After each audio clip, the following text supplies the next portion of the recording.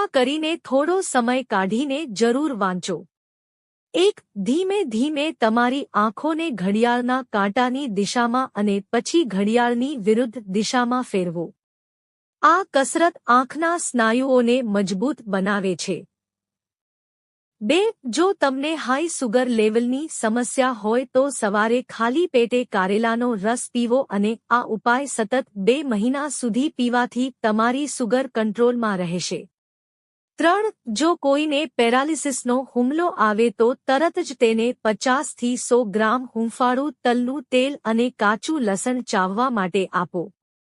4. એક ગ્લાસ પાણીમાં થોડીક ગિલોય અને 5 થી 6 તુલસીના પાન નાખીને ઉકાળીને પીવો અને આ ઉકાળામાં 3 થી 4 પપૈયાના પાનનો રસ મિક્સ કરીને પીવો। તે ઝડપથી ડેન્ગ્યુ અને ચિકનગુનિયા માટે રામબાણ તરીકે કામ કરે છે।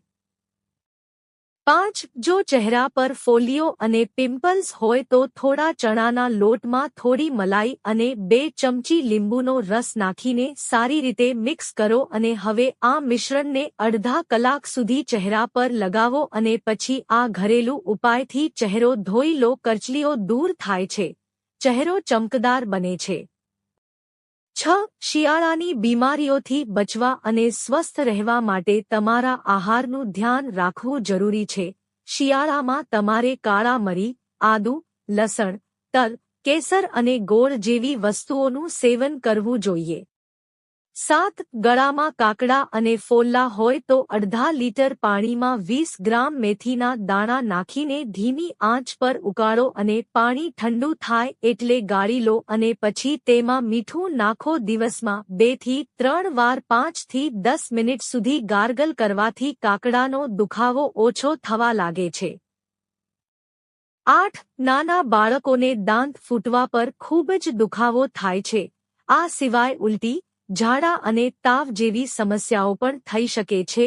એક સમયે માત્ર 1 ચમચી નારંગીનું જ્યુસ આપો અને તમારા બાળકને દિવસમાં ઓછામાં ઓછા 3 વખત નારંગીનો રસ પીવો। 9. વાળને ખરતા અટકાવવા માટે દહીંનો ઉપયોગ ખૂબ જ અસરકારક છે, મજબૂત થશે અને વાળ સુંદર દેખાવા લાગશે। 10. કાળી મરી, સેલરી, મીઠું, જીરું, ધાણા, મોટી ઇલાયચી, ફુદીનો, કાળું મીઠું આ બધું 10 થી 10 ગ્રામની માત્રામાં લો અને 3 ગ્રામ લવિંગને પીસી લો। દરરોજ 3 ગ્રામ પાવડર પાણી સાથે લેવાથી પેટમાં આરામ મળે છે અને પેટના દુખાવા અને ગેસની સારવારમાં પણ તે ખૂબ જ ફાયદાકારક છે। 11. ઘૂંટણ અને સાંધાના દુખાવા માટે અશ્વગંધા, શતાવરી અને આમળાને સારી રીતે ભેળવીને દરરોજ સવારે પીવાથી સાંધાના દુખાવાની ફરિયાદ રહે છે તો પણ આ ઉપાય કરવાથી ફાયદો થશે।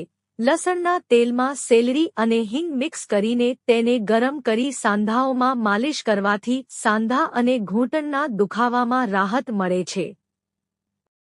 12. ઘરગથ્થુ નુસ્ખા વડે હૃદયરોગની સારવાર માટે 20 ગ્રામ ગાજરનો રસ અને 40 ગ્રામ ગૂસબેરીનો રસ મિક્સ કરીને પીવાથી બ્લડ પ્રેશર પણ નિયંત્રણમાં રહે છે।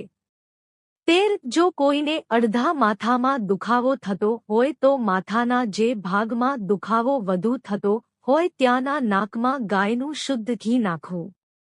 14. લીવરના સોજા અને નબળાઈ દૂર કરવા માટે 1 ગ્લાસ પાણીમાં 1 ચમચી મધ અને 1 ચમચી સફરજનનો સરકો ભેળવીને દરરોજ સવાર સાંજ પીવાથી લીવરને શક્તિ મળે છે અને ગરમી દૂર થાય છે।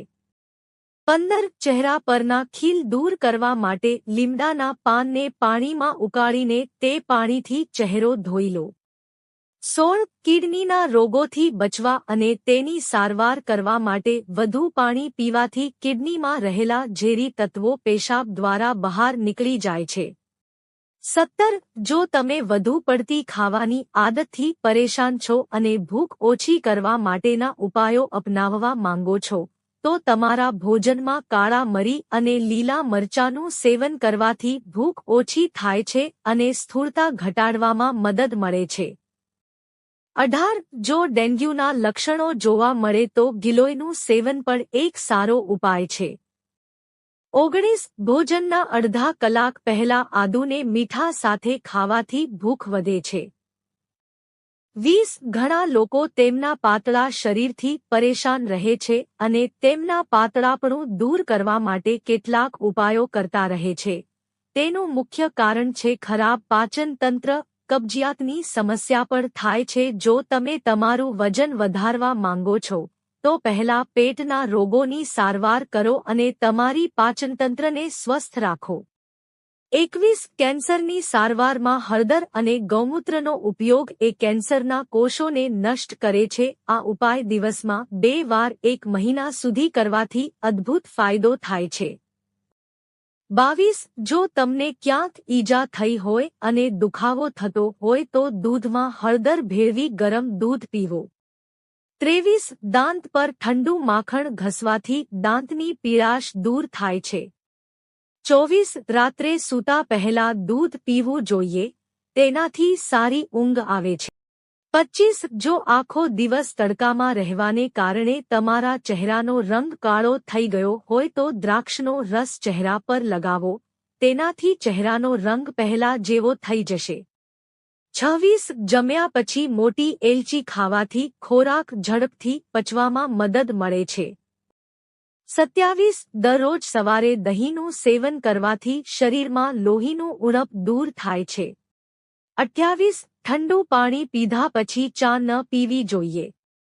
જો તમને આ વિડિયો ગમ્યો હોય તો લાઇક કરો, મિત્રો સાથે શેર કરો અને ચેનલને સબસ્ક્રાઇબ કરો. ધન્યવાદ.